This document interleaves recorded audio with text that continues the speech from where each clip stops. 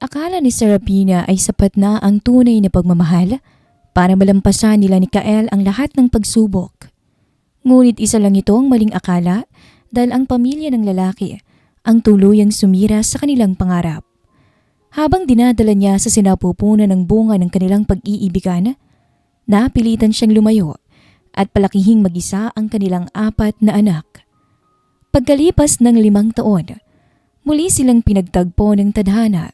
Ngunit hindi alam ni Kael na ang 4 na batang laging kasama ni Serapina ay sarili niyang mga anak. Habang unti-unting bumabalik ang damdaming matagal nilang itinago, ay tsaka naman malalaman ni Kael ang katotohanan. Subaybayan po natin ang kanilang kwento ng pag-ibig dito lang po sa ating channel. Welcome to Mi Amore Diaries. Kung hindi pa po kayo nakakapag-subscribe sa ating channel, pindutin lamang po ang bell button at subscribe button. Ako po ang inyong magiging narrator sa channel na ito. Tahimik na nakaupo si Serapina sa maliit na coffee shop sa tapat ng building kung saan nagtatrabaho si Kael. Kanina pa siya patingin-tingin sa orasan habang hinihintay ang paglabas nito at makalipas lang ang ilang minuto ay agad niyang nakita ang lalaking matagal nang nagpapabilis ng tibok ng kanyang puso. Ngumiti si Kael nang makita siya. "Matagal ka bang naghintay sa akin?" Tanong nito habang papalapit. Umiling si Serapina. "Kakarating ko lang." Pagsisinungaling niya. "Sigurado ka?" Dudang tanong ni Kael. "Oo." Tanging sagot lang ni Serapina. Napailing si Kael habang natatawa. Kilala niya si Serapina. Kahit isang oras pa itong maghintay, sasabihin pa rin ito ang kakarating lang niya. Hinawakan ito ang kamay ng dalaga. "Tara, kumain na tayo." Simple lang ang relasyon nila. Hindi sila madalas sa mamahaling restaurant o engranding date dahil mas gusto nilang kumain sa kainan, pumasyal sa park habang nagkukwentuhan at para kay Serapina, sapat na iyon. Hindi niya kailangan ng pera ni Kael. Ang gusto lamang niya ay ang oras at pagmamahal nito. Habang kumakain sila, napansin niyang tila may iniisip ang binata. "May problema ba?" Hindi mapigilang tanong niya. Napabuntong hininga si Kael bago sumagot. "Kanina pa kasi tumatawag si grandma eh." "Bakit daw?" Usisang tanong niya. "Hindi ko rin alam eh. Basta ang gusto niya umuwi ako agad sa mansyon." Bakas ang pagtataka sa gwapo nitong mukha. Ngumiti si Serapina. "Baka naman may importanteng sasabihin." "Sana nga." Saglit na natahimik si Kael bago muling nagsalita. "Kapag naging maayos ng lahat, ipapakilala na kita ng maayos sa pamilya ko." Napatigil si Serapina. Hindi yun ang unang beses na sinabi yun ni Kael. Alam nilang pareho na hindi boto ang pamilya nito sa kanya. Isa lamang siyang ordinaryong empleyado na lumaki sa simpleng buhay. Samantalang si Kael ang nag-iisang tagapagmana ng kanilang pamilya. Pero sa tuwing sinasabi ni Kael na ipaglalaban siya nito, ay sapat na iyon para mawala ang takot niya. "Sigurado ka ba?" Mahina niyang tanong. Mahigpit na hinawakan ni Kael ang kamay niya. "Ikaw ang gusto kong makasama. Hindi silang pipili ng babaeng mamahalin ko." Napangiti si Serapina. Sa sandaling iyon, naniniwala siyang kaya nilang lampasan ng lahat. Kinaumagahan, maaga pa lang ay nakatanggap na ng tawag si Kael mula sa kanilang mansyon. "Kailangan mong umuwi ngayon din," madiing sabi sa kanya ng kanyang ama. "Dad, may meeting pa ako." Sagot naman ni Kael. "I-cancel mo." Mabilis na sagot ng kanyang ama. Pero hindi pa man siya natatapos ay pinutol na siya nito. "Ngayon na, Kael. Sundin mo na lang ang sinasabi ko." Final na sabi ng ama dahilan para mapabuntong hininga siya. Pagkababa ng tawag, lumingon siya kay Serapina na ngayon kakagising lang. "Pasensya ka na, mukhang kailangan ko talagang umuwi." "Ayos lang." Sagot naman ito dahil iintindihan niya ang lalaki. "Huwag kang umalis ha. Babalikan kita mamaya pagkatapos ko sa mansyon." Tumango si Serapina. Ang hindi niya alam, iyon na pala ang huling pag-uusap nila. Bandang tanghali, May itim na sasakyan ang huminto sa harap ng apartment ni Serafina. Lumabas ang isang lalaki na nakaitim na suit. "Ikaw ba si Mrs. Serafina?" "Opo, bakit po?" Magalang niyang sagot. "Pinapatawag po kayo sa mansyon ng mga Ashbourne." Nagtaka siya kung bakit siya pinapatawag, gayong wala namang sinabi sa kanya si Kael. "Bakit po?" "Naghihintay po sila sa inyo." Sa halip ay sagot lamang nito. Inisip niyang baka totoong ipapakilala na siya ni Kael sa pamilya nito. Kaya naman kahit kinakabahan, sumama siya. Pagdating sa mansyon, agad siyang dinala sa malawak na sala. Naroon ang lola ni Kael, pati ang mga magulang nito, ngunit wala si Kael. Hindi man lang siya pinaupo. Sa halip ay pinagmasdan siya ng matandang babae mula ulo hanggang paa. "Ikaw ba si Serafina?" Kalaunan ay tanong nito. "Opo." Magalang niyang sagot kahit kinakabahan. "Totoo ngang ordinaryo ka lang. Mulang nakakabilib sa'yo. Kaya hindi ko maintindihan kung bakit ikaw ang nagustuhan ng aking apo." Prangkang sabi ng matanda, dahilan para hindi agad makasagot ang dalaga. Sumunod namang nagsalita ang ina ni Kael. "Alam mo bang maraming anak ng mayayamang pamilya ang gustong ipakasal sa anak namin?" Nanatiling tahimik lang si Serafina dahil sa panliliit. "At sa dami nila, ikaw pa talagang pinili niya?" Huminga siya ng malalim. "Pero mahal po namin ang isa't isa." Sa halip ay sagot niya kahit palabis ang kaba at takot. Napangiti ang matanda, ngunit walang bakas ng saya sa mukha nito. "Mahal?" Binuksan nito ang isang envelope at nilapag sa mesa. "Nandiyan ang tseke." Nagulat si Serafina sa sinabi ng matanda, ngunit umiling lang siya dahil alam niyang ibig nitong sabihin. "Kunin mo iyan at layuan mo ang apo ko. Naiintindihan mo ba?" Hindi man lang niya sinilip ang laman ng envelope. "Pasensya na po pero hindi ko po kailangan ng pera ninyo." Nawala ang ngiti ng matanda. "Hindi ko huminahal si Kael dahil lang sa mayaman siya." Natahimik ang buong sala. Maya-maya ay tumayo ang ama ni Kael. "Huwag mo nga kaming lokohin." "Pero sir," natigilan siya na magsalita ulit to. "Magkano bang gusto mo?" Sa halip ay putol nito sa kanya. Napailing si Serafina. "Wala po." "Kung wala, bakit ayaw mong lumayo?" Madiing tanong nito sa kanya. "Dahil mahal ko siya." Matapang niyang sagot. Biglang tumawa ang lola ni Kael. Napakadali talagang sabihin ang salitang pagmamahal. Tumayo ito at dahan-dahang lumapit sa kanya. "Hindi ka kailanman magiging bahagi ng pamilyang ito, iha. Dahil kahit ano pa ang sabihin mo, hindi ka namin matatanggap. Hindi ka namin tatanggapin." Itinulak ng matanda ang envelope palapit sa kanya. "Huling pagkakataon mo na ito." Hindi gumalaw si Serafina, ni hindi niya hinawakan ng pera. "O sige, dahil ayaw mo, umalis ka na." Bakas ang galit sa mukha ng matanda nang sabihin yun.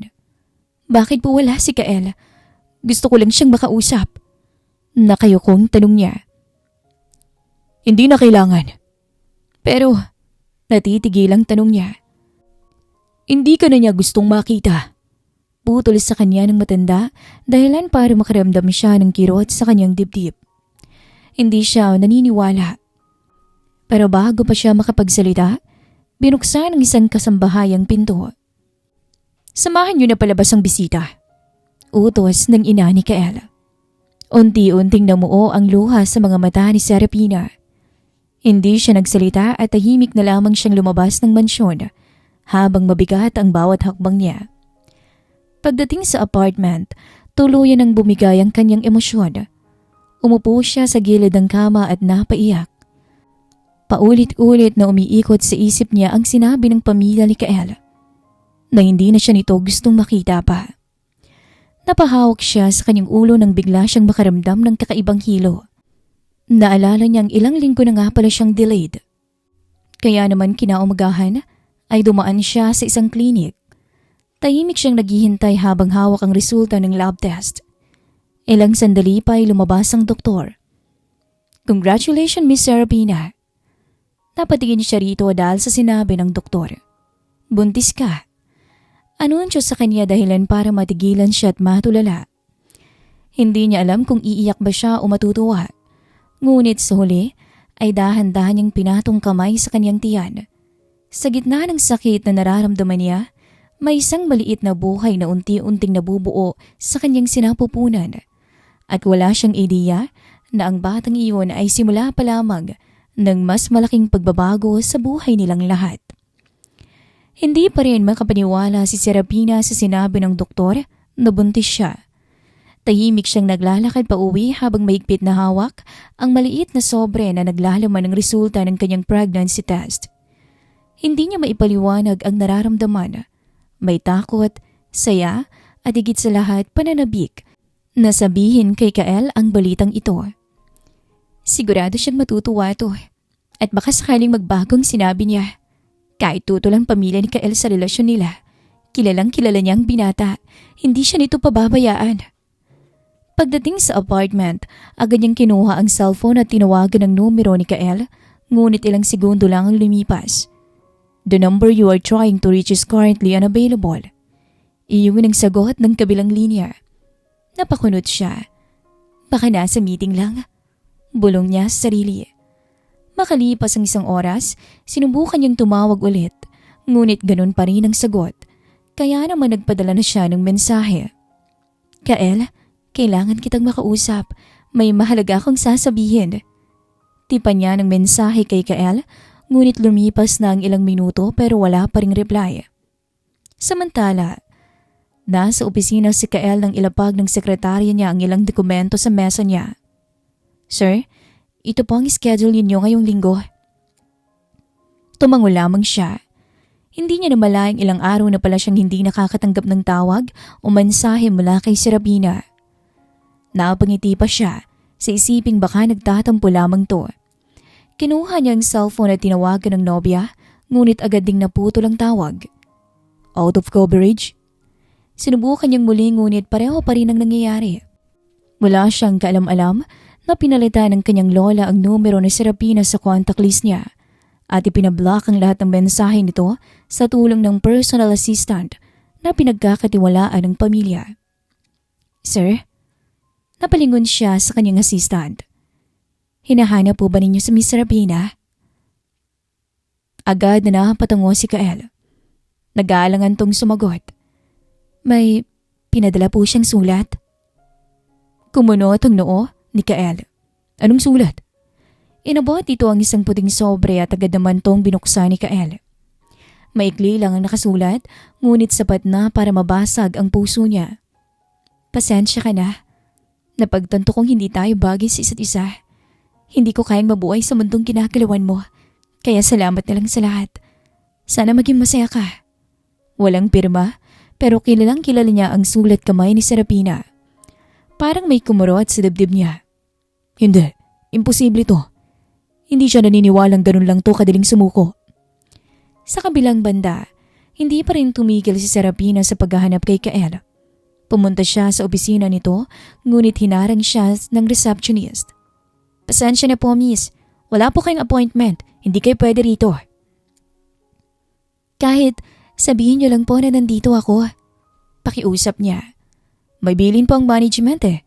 Hindi po kayo maaaring papasukin. Matigas na sagot ng receptionist. Nagtaka naman siya. Bakit naman? Hindi na sumagot ang receptionist, kaya napabuntong hininga na lang si Serapina bago tahimik na umalis. Sa sumunod na araw ay muli siyang bumalik. Ngunit ganun pa rin ang nangyari sa kahapon. Ilang beses siyang umulit hanggang sa unti-unti na siyang nawala ng pag-asa. Isang hapon, muling uminto ang itim na sasakyan sa harap ng apartment niya. Pagbukas ng pinto, bumaba ang personal assistant ng pamilya Ashburn. Miss Serapina? Bungad dito. Ano na naman bang kailangan ninyo? Seryoso niyang tanong. Iniabot nito ang isang invitation card dahilan para mapakunot noo siya. Nang buksan niya iyon, tila huminto ang mundo niya. Isa yung engagement celebration ni Kael Ashburn at Celestine Beaumont. Nanlabo ang kanyang paningin dahil sa nabasa. Ano? Hindi. Hindi ito totoo. 2 linggo na mula nung pumayag si Mr. Kael sa kasunduang kasal. Imporma ng assistant sa kanya. Parang may sumabog sa dibdib ni Serapina. Hindi, gawa-gawa niyo lang to. Alam kong napipilitan lang siya. Tinanggap na niya ang desisyon ng pamilya. Muling sabi ng kausap. Napailing ulit si Serapina. Kung ayaw mong mas masaktan, tigilan mo ng paghahanap sa kanya. Maigpit niyang hinawakan ang invitation bago unti-unting tumulo ang luha niya. Hindi niya namalahing nanginginig na ang kamay niya. Kung totoong ikakasal na si Kael, ibig sabihin, pinili nga siya nitong iwan. Kinagabihan, mag-isa siyang nakaupo sa apartment. Nasa harapan niya ang invitation at paulit-ulit niyang binabasa ang pangalan ni Kael. Hindi pa rin siya makapaniwala. Napahawak siya sa kanyang tiyan. Wala na yata tayong hihintayin. Maharahan siyang napaiyak. Hindi niya kayang ipilit ang sarili sa isang taong nakapili na ng iba. Kung ito ang desisyon ni Kael, kailangan niya itong tanggapin. Samantala, sa mansyon ng pamilya Ashburn, galit na hinarap ni Kael ang kanyang lola. Nasaan si Serapina? Tinanggap na niya ang perang ibinigay ko. Strict ang sagot ng matanda kahit nakangisi. Hindi ako naniniwala. Iling na sagot ni Kael. Ito ang pruweba kung ganun. Inalapag ng matanda ang photocopy ng checking na encash na umano ni Serapina. Peke ang mga dokumentong yon, ngunit hindi alam ni Kael. Umalis na siya, kaya hindi mo na siya kailangang hanapin. Tumigil na kayo. May diing sabi ni Kael at pilit pinapaniwala ang sariling hindi iyon totoo. May ibang buhay na siyang pinili. Ano ka ba? Tahimik na napaupo si Kael. Hindi niya alam kung ano ang paniniwalaan. Mahal na mahal siya ni Serapina. Kaya bakit ito biglang mawawala? Bakit hindi man lang siya nito hahanapin? Sa unang pagkakataon, naramdaman niyang wala siyang magawa. Unti-unti niyang binuon ang sarili sa trabaho. Ilang araw ang lumipas, nagpasya si Serapina nang umalis na lang sa lugar na yon at lumayo. Habang nag-iimpake ng kanyang mga gamit, napatingin siya sa maliit na ultrasound photo na binigay ng doktor. Marahan siyang napangiti kahit punong-puno ng luha ang kanyang mga mata. Kahit tayo na lang ang magkasama, masaya pa rin ako. Hindi niya hayaang maranasan ng anak niyang pagmamaliit ng pamilya ni Kael. Ayaw niyang dumating ang araw na baka agawin sa kanyang magiging anak dahil lamang sa yaman at impluwensya ng mga to. Kaya bago pa man mangyari yon, siya na mismo ang lalayo. Mas mabuting lumaki ang kanyang anak na simple ang buhay kaysa lumaking ginagamit sa away ng dalawang pamilya. Kinabukasan, maaga siyang nagtungo sa terminal. Isang maliit na maleta lang ang dala niya. Habang papaalis ang bus, hindi niya napigilang lumingon sa lungsod na minsan naging saksi sa pinakamasayang bahagi ng buhay niya at siya ring lugar na sumira sa kanyang mga pangarap. Pumikit siya at marang hinaplos ang kanyang tiyan. Anak, simula ngayon, tayo na lang dalawa ang magkasama. Unti-unting umandar ang bus palayo, kasabay nito ang tuluyang paglayo ni Serapina sa lalaking pinakamamahal niya. Hindi niya alam na sa kabilang banda, si Kael ay patuloy pa rin naghahanap ng kasagutan kung bakit siya iniwan ng babaeng mahal niya.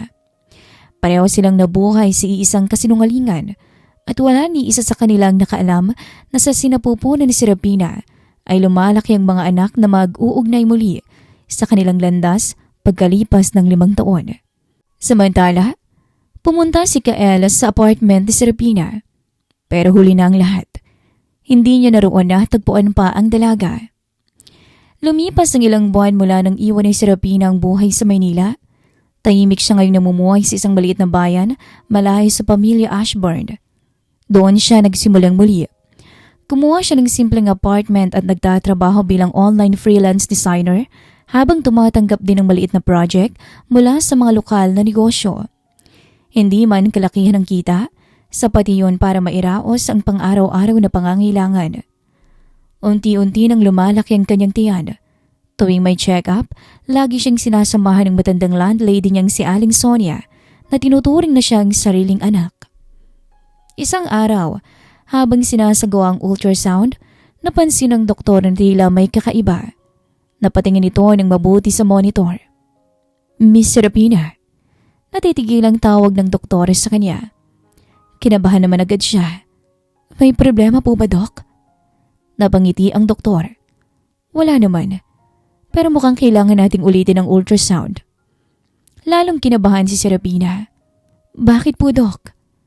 Matapos ulitin ang test, napailing ang doktor habang nakangiti. Hindi nga ako nagkakamali. Ano po yun? Huminga to ng malalim bago nagsalita. Hindi lang isang dinadala mo, Serapina. Nalaki ang mga mata ni Serapina. Hindi rin dalawa. Pakiramdam niya'y humintong oras. At lalong-lalo na hindi rin 3. Kundi ikaw ay nagdadalang tao ng 4 na sanggol.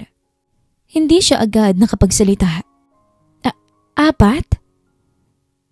Bulalas niyang tanong. Tumangwang doktor. Oo, quadruplets ang mga baby mo.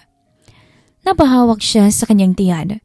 Hindi niya alam kung matatawa ba siya o iiyak. Sa isang iglap, 4 na buhay ang responsibilidad niya. Napansin ng doktor ang pag-aalala sa kanyang mukha. Huwag kang matakot.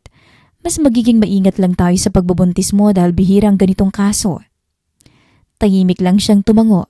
Paglabas niya ng klinik ay hindi pa rin siya makapaniwala. Naupo siya sa isang bangko sa labas at marahang hinaplos ang kanyang tiyan. 4 pala kayo? Napangiti siya habang tumutulo ang luha. Paano yan? Hindi ko alam kung paano ko kayo bubuhayin. Pero gagawin ko ang lahat ng makakaya ko. Dumating yung araw ng panganganak niya, kaya dinala siya sa ospital ng madaling araw matapos siyang makaramdam ng sunod-sunod na pananakit ng tiyan. Agad siyang isinugod sa delivery room. Nasa labas naman si Aling Sonia, tahimik na nagdarasal. Makalipas lamang ang sandali, isa-isang narinig ang malakas na iyak ng mga sanggol. Congratulations! Masayang lumabas ang doktor. Ligtas na ang nanay at ang 4 na babies. Buti na lang napakadali lang mga anak ni Serapina. Napabuntong hininga si Aling Sonia sa sobrang saya. Nang magkamalay si Serapina, nakita niya ang 4 na maliliit na crib sa loob ng kanyang kwarto. Isa-isa niyang pinagmasdan ng mga to. Halos magkakamukha silang lahat. Pare-parehong mapuputi. May matangos na ilong at kahit bagong silang pa lamang, halatang hawig na sila ni Kael. Napaluha siya bigla. Hindi man nila kasamang ama ng mga bata, alam niyang hindi mababago ang katotohanan ito ang bunga ng pagmamahalan nila noon. Lumapit ang doktor. Napakalusog nilang 4. Talagang bibihirang ganitong pangyayari. Ngumiti si Serapina. Salamat po, Doc. Napag-isipan mo na ba ang pangalan nila? Tumango siya. Matagalan niyang pinag-isipan. Ang panganay ay si Kyran, ang pangalawa ay si Kyrie, at ang pangatlo ay si Kylo, at ang bunso naman ay si Kiara. Napangiti ang doktor. Napakagagandang pangalan. Tahimik na tinatigan ni Serapina ang kanyang mga anak. Sa araw ding yon, nangako siya sa sarili. Hindi man kayo lumaking may ama sa tabi niyo, sisiguraduhin kong mararamdaman ninyo ang buong pagmamahal ko. Hindi ko hahayaang may kulang sa inyo. Magsisikap ako para sa inyong 4. Lumipas ang mga buwan, hindi naging madali ang buhay nila. Halos wala ng oras si Serapina para sa sarili, kaya naman napapaiyak na lang siyang mag-isa. Susunod naman ang 3. Kapag pinapatulog niya ang 2, gigising naman ang iba. May mga gabing halos hindi siya nakakatulog, pero sa tuwing nakikita niyang nakangiti ang kanyang mga anak, nawawala ang lahat ng pagod niya. Mabilis na lumipas ang mga buwan hanggang sa inabot ng 2 taon. At kasabay nito ang paglaki ng 4. Habang tumatagal, unti-unting lumalabas ang magkakaiba nilang personalidad. Si Kyran, ang panganay, ang pinakatahimik sa kanilang 4. Mahilig tong mag-obserba at mabilis matuto. Kahit bata pa, kaya na niyang magsaulo ng mga letra at numero. Napapailing na lang si Serapina. Si Kyrie, ang pangalawa, ang kabaligtaran. Hindi ito mapakali. Kung may gusto ito, ay hindi nito titigilan hanggat hindi nakukuha. Halos araw-araw ay bagong kalokohan. Paglingon ni Serapina, nakita niyang may drawing na naman to sa pader.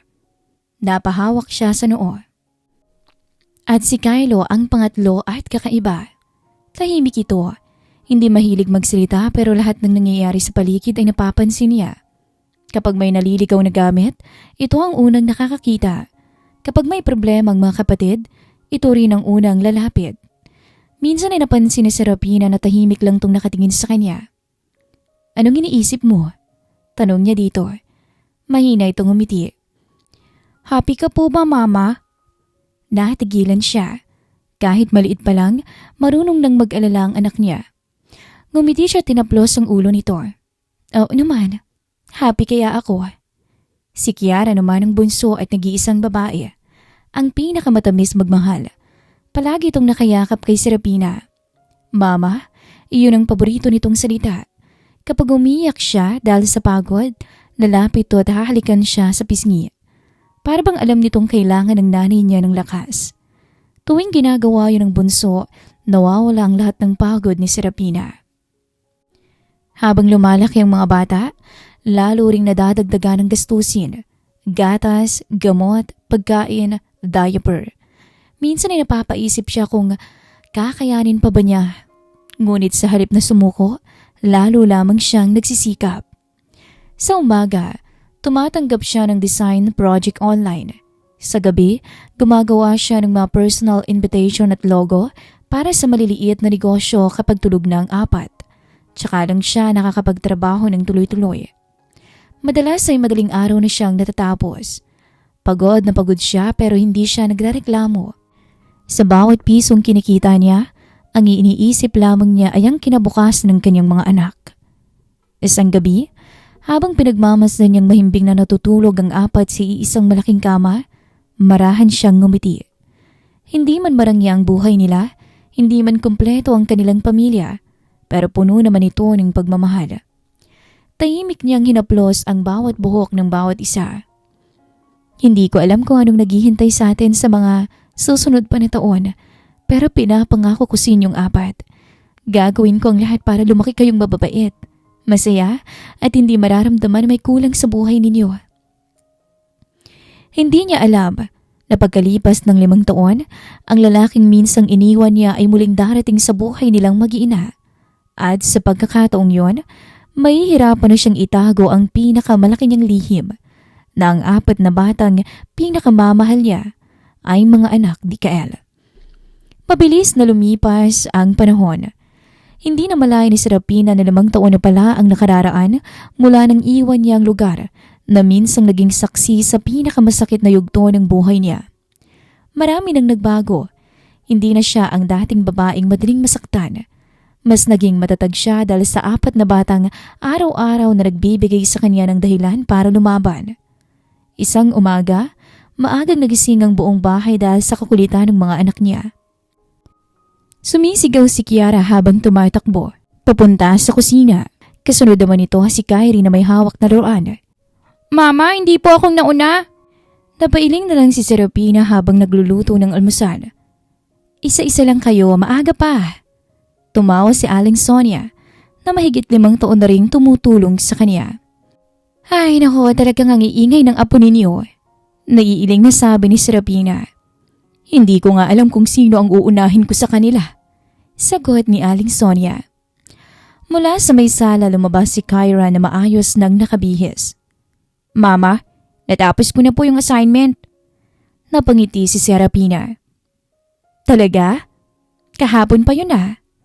Chinek ko lang ulit. Hindi na siya nagtaka. Kahit 5 taong gulang pa lang si Kyran, napakabilis nitong matuto. Mahilig itong magbasa at laging maraming tanong. Minsan pa nga ay nagulat ang teacher nito dahil marunong na itong magbasa ng simpleng English storybooks. Samantala si Kyrie ay abala namang hinahabol ang isang pusa sa bakuran. Kyrie, huwag mong takutin si Mingming. Tumigil ang bata at napakamot sa ulo. Gusto ko lang po siyang yakapin eh. Napailing si Serapina. Ayaw naman niya ngang magpahawak. Nagtawanan silang lahat. Sa isang sulok naman ng sala, tahimik na nakaupo si Kylo habang binubuo ang isang malaking puzzle. Hindi siya mahilig makipagkulitan, pero napakatalino niyang mag-isip. Ilang minuto lang ay natapos niya ang puzzle at lumapit naman si Kiara. Kuya, turuan mo rin ako. Ngumiti si Kylo. Sige. Habang lumalaki ang mga bata, unti-unti ring gumaganda ang buhay nila. Nagsimula lang si Serapina sa paggawa ng mga digital invitation at logo para sa maliliit na negosyo. Dahil sa sipag at magandang trabaho niya, dumami ang kanyang mga kliyente. Hindi nagtagal, nakapagbukas siya ng sarili niyang maliit na creative studio. 2 na rin ang empleyado niya. Hindi man kalakihan ng negosyo, sapat naman ang kinikita nila. Nakalipad sila sa mas maayos na bahay at may maliit pang hardin. Mayroon na ring sariling kwarto ang mga bata at higit sa lahat, hindi nila kailangang mag-alala kung saan kukuha ng panggastos sa susunod na araw. Habang nag-aayos ng mga orders sa opisina, lumapit si Aling Sonia. Ang bilis ng panahon, ano? Ngumiti si Serapina. Oo nga po eh. Naalala ko noong halos wala tayong pambili ng gatas. Tapos ngayon may negosyo na tayo. Tingnan mo ang bunga ng pagsisikap mo, iha. Napangiti si Serapina. Hindi naging madali ang lahat. Maraming beses siyang muntik sumuko. Maraming gabing umiiyak siya sa sobrang pagod. Pero sa tuwing nakikita niyang 4 na anak, bumabalik ang lakas ng loob niya. Sila ang dahilan kung bakit hindi siya sumusuko. Samantala, sa kabilang banda, mas lalo namang sumikat ang Ashbourne Group at ang CEO na rito ngayon ay si Kael. Kilalang kilala siya bilang seryoso, matalino at mahusay magpatakbo ng negosyo. Ngunit sa likod ng tagumpay niya, may bahagi ng puso niyang umaasa at naghihintay. Isang umaga, habang nasa conference room, sunod-sunod ang presentation ng mga executive. Tahimik lamang siyang nakikinig. Sir Kael? Napatingin siya sa nagsasalita. Okay lang po ba kayo? Tumango siya. Continue. Pagkatapos ng meeting, agad siyang bumalik sa opisina. Napansin ng kanyang assistant at tila wala na naman to sa sarili. Sir? Tanging tugon ni Kael. May ipapapirma po. Tahimik niyang pinirmahan ng mga dokumento. Bago lumabas ang assistant, nagsalita siya. May balita ba? Alam na agad ng assistant ang tinutukoy nito. Wala pa rin po. Napabuntong hininga si Kael. 5 taon na pero wala ka pa ring balita. Hindi ako titigil. Hindi siya naniniwalang iniwan lang siya ni Serapina dahil lang sa pera. Hindi yun ang babaeng minahal niya. May hindi tugma sa lahat ng nangyari noon. Pagkaalis ng assistant, binuksan niya ang isang drawer. Naroon pa rin ang lumang litrato nila ni Serapina. Matagal na itong dapat itinapon pero hindi niya magawa. Maraan niyang hinawakan ng larawan. Nasaan ka na ba? Mahina niyang tanong araw-araw. Ilang buwan na ring may lihim siyang pinapagawa. Hindi alam ng pamilya niya na may pribado siyang investigador. Pinag-aaralan nito ang lahat ng nangyari 5 taon na ang nakakalipas. Lahat ng record at mga tao na posibleng may alam. Pakiramdam ni Kael, may malaking kasinwalingang tinatago sa kanya at determinado siyang malaman ang totoo. Kinahaponan, dumating ang investigator sa opisina. Sir, may nalaman ka na ba? May ilang impormasyon ho. Agad siyang tumayo. Ano yun? Base sa mga nahanap namin, walang record na ginamit ni Mr. Rapin ang perang binigay ng pamilya ninyo. Nakatigilan si Kael. Sigurado ka? Na-check ko namin ang lahat. Nanigas siya sa kinatatayuan. Kung hindi tinanggap ni Serapin ang pera, bakit sinabi ng pamilya na umalis to kapalit ng pera? Hindi niya namalayang napahigpit ang hawak niya sa folder. May ilan pa po kaming iniimbestigahan. Tumango si Kael. Kahit gaano katagal, alamin mo ang buong katotohanan. Makakaasa kayo, sir. Pagkaalis ng investigator, muli siyang napatingin sa litrato ni Serapina. Mas lalo siyang naniniwala na hindi siya kusang iniwan ng babaeng pinakamamahal niya. May taong nagpahiwalay sa kanila at tanda niyang hukayin ng nakaraan para malaman kung sino ang may kagagawan nito. Hindi niya alam na sa parehong oras, hindi kalayuan sa kanya. Masayang naghahabula ng 4 na batang may parehong mga mata at ngiti niya. At sa nalalapit na charity event na dadaluhan ng iba't ibang negosyante, magsisimula ng muli ang pagtatagpo ng 2 pusong 5 taon ding pinaglayo ng kasinungalingan. Makalipas ng 5 taon, inimbitahan ng maliit na creative studio ni Serapina bilang isa sa mga supplier ng isang charity event nadaduluhan ng mga kilalang negosyante. Dahil walang mapag-iwanan sa kanyang 4 na anak, isinama niya ang mga ito. Mahigpit ang bilin niya sa mga ito bago sila pumasok sa venue. Behave lang kayo. Huwag kayong lalayo sa akin, ha? Opo. Sabay-sabay na sagot ng 4. Habang inaayos ni Serapina ang dekorasyon, biglang naging abalang paligid. Dumating na ang sponsor ng event. Nang mapalingon siya, natigilan siya. Dahil ang nakita niya ay walang iba kundi si Kael. Mas nag-mature na ito kaysa dati. Ngunit ganoon pa rin ang mga mata at ngiti nito. Kasabay nito, napansin din siya ni Kael. Pareho silang hindi agad nakagalaw. Serapina? Mahina nitong banggit. Kael? Ilang sandali silang nagkatitigan bago ito dahan-dahang lumapit. Ikaw nga talaga. Ngumiti si Serapina kahit halatang kinakabahan. Nagkaroon ng ilang segundong katahimikan. Kumusta ka? Ayos ka lang ba? Tanong ni Kael. Tumango si Serapina. Oo naman, ikaw. Mabuti rin. Hindi na nila pinag-usapan ng nakaraan. Pareho nilang alam na hindi iyon ang tamang oras. Maya-maya, narinig nila ang masasayang sigaw ng mga bata. Sabay-sabay na tumakbo ang 4 papunta kay Serapina. Napangiti si Kael habang pinagmamasdan ng mga ito. Ang kukulit nila. Napansin niyang halos magkakamukha ang 4. Pero ang mas nakatawag ng pansin sa kanya ay ang mukha ng panganay. May kung anong pamilyar. Napangiti si Kyran. Hello po. Lumapit din sina Kyrie, Kylo at Kiara. Napangiti si Kael habang kinakausap ang mga ito. Hello, anong pangalan ninyo?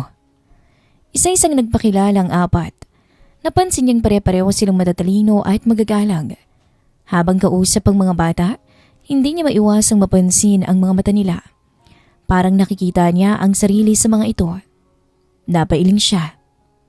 Ang galing, halos magkakamukha tayo ha. Napatawa si Kyrie. Baka po kampal din tayo. Natawa na rin si Kael. Baka nga. Hindi niya iyon sineryoso. Samantala, tahimik ng pinagmamasdan ni Serapina ang eksena. Mas lalo siyang kinakabahan. Hindi niya akalaing magiging komportable agad ang mga bata kay Kael. Mula noon, paminsan-minsan na silang nagkikita dahil sa iba't ibang proyekto. Unti-unting bumalik ang dati nilang pagsasama.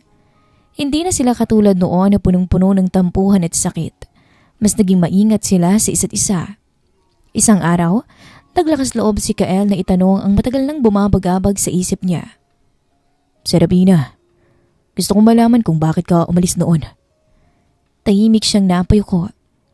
Dahil naniniwala kung pinili mong pamilya mo. At akala ko, gaya ng sabi nila, ayaw mo na sa akin. Nagulat si Kael.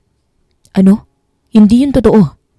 At sa unang pagkakataon matapos ang 5 taon, pareho nilang kinuwento ang lahat ng nangyari. Ang peking sulat, ang engagement invitation, at ang perang hindi naman tinanggap ni Serapina. Ang lahat ng kasinungalingang ginawa upang paghiwalayin lamang silang dalawa. Napuno ng pagsisisi si Kael. Kung nalaman ko lang ang totoo noon, hahanapin kita. Tinanggap ko na noon na tapos na tayo, Kael. Tapos na ba talaga? Napatingin si Serapina sa 4 na batang masayang naglalaro sa hardin. Dahan-dahan siyang ngumiti. Hindi pa pala. At hindi kailanman. Ilang araw ang lumipas, nagpasya si Serapina na sabihin ang katotohanan. May kailangan kang malaman, Kael. Napansin itong seryoso ang kanyang mukha. Tungkol saan? Huminga siya ng malalim. Ang 4 na batang yun. Sila'y mga anak mo. Parang huminto ang mundo ni Kael. Hindi agad siya nakapagsalita. Napatingin siya sa mga batang naglalaro. Bigla niyang naalala ang lahat ng napansin niya noon. Ang mga mata nila, ang itsura. Unti-unting pumapatak ang luha sa kanyang mga mata. Bakit hindi mo agad sinabi sa akin? Dahil natatakot ako. Pasensya ka na. Tumango lamang si Kael at mahigpit siyang niyakap. Lumapit ang 4 na bata sa kanila. Mama, bakit po kayo umiiyak? Pwede ba ako magpakilala ulit? Nagkatinginan ng 4. Ako ang daddy ninyo. Tahimik ang mga bata sa loob ng ilang segundo. Pagkatapos ay yumakap si Kiara kay Kael. Napaluha si Kael nang tawagin siya nitong daddy. Habang niyayakap niya ang bunso, isa-isa na lang lumapit sina Kyron, Kyrie at Kylo hanggang sa magkakayakap na silang lahat bilang isang pamilya. Makalipas ang ilang buwan, ipinatawag ni Kael ang buong pamilya Ashburn. Tahimik ang lahat habang magkakatabing nakatayo sina Kael, Serapina at ang 4 nilang anak. Hindi ko kayo pinatawag para humingi ng pahintulot. Matatag na wika ni Kael sa kanyang pamilya. Ipinatawag ko kayo para ipalam na hindi ko nahahayaang maulit ang pagkakamaling ginawa niyong lahat. Naapayo ko ang mga magulang niya, lalong-lalo na ang lola niya. 5 taon niyo akong ninakawan ng pagkakataong maging ama. 5 taon ding mag-isang tinagoy ni Serapina ang 4 naming anak. At ang dahilan? Dahil lang sa pansarili niyong kagustuhan na hindi niyo man lang pinakinggan ang babaeng walang ibang ginawa, kundi ang mahalin ako. Tahimik na tumulo ang luha ni Serapina nang pinaglalaban siya ni Kael. Hinawakan ni Kael ang kamay niya at mahigpit yung pinisil. Kung hindi ninyo siya kayang tanggapin, problema niyo na yun. Pero simula ngayon, siya na ang asawa ko. At ang 4 na batang to, ang mga anak ko. Sila ang pamilya na habang buhay kong ipaglalaban. Kahit sino pang kumontra, kahit sarili ko pang apelyido, hindi ko na sila iiwan. Napaluha ang lola at ina ni Kael. Lumapit ang ama ni Kael at humingi ng tawad sa harap ni Serapina. Iha, sana'y mapatawad mo pa kami. Ngumiti si Serapina habang pinupunasan ang sariling luha. Masakit ang nakaraan. Pero mas pipiliin kong patawarin kayo kaysa hayaang lumaki ang mga anak namin na puno ng galit. Mula noon, hindi na muling nawalay ang kanilang pamilya. Hindi na muling pinayagan ni Kael na may sino mang manghimasok sa buhay nilang mag-iina. Ang pagmamahal na minsang sinira ng kasinungalingan ay lalo lamang tumibay matapos nilang ipaglaban ang isa't isa. Dahil sa huli, ang tunay na pamilya ay hindi binubuo ng apelyido, kayamanan o impluensya. Nabubuo ito ng mga taong handang lumaban para sa isa't isa, kahit pakalabanin nila ang buong mundo at buong pamilya. The end.